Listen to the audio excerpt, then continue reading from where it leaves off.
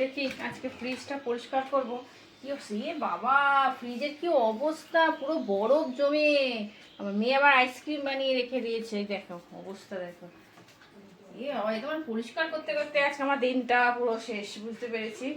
Yes, তার দেখি এবারে টুলটা নিয়ে বসে গিয়ে করতে হবে। দেখি চাকু দিয়ে এখন ফ্রিজের বরফগুলোকে কাটতে হবে। কি অবস্থা, কি অবস্থা। এটা বন্ধ করো, হ্যাঁ বন্ধ করেছি।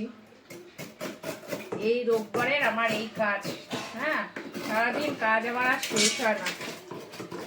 এর জন্য বাড়িতে থাকতেও ইচ্ছা করে না, আমার কাজই ভালো। এই না করলে ঠিক ফ্রিজে কিচ্ছু রাখা যায় না।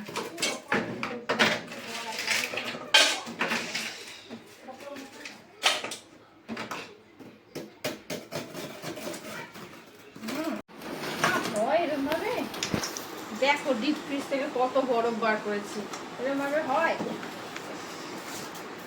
দেখো সারাটা দিন লেগে যায় আমার এই করতে। আর বন্ধুরা তোমরা একটু জানিও না যে ডিপ ফ্রিজে বরফগুলো জমে গেলে কি করে তাড়াতাড়ি পরিষ্কার করা যায়। আমার না এরকম হয় যে চাকু, তারপরে এই থালা বাটি এসব নিয়ে বসে আমাকে ডিপ ফ্রিজ পরিষ্কার করতে হয়।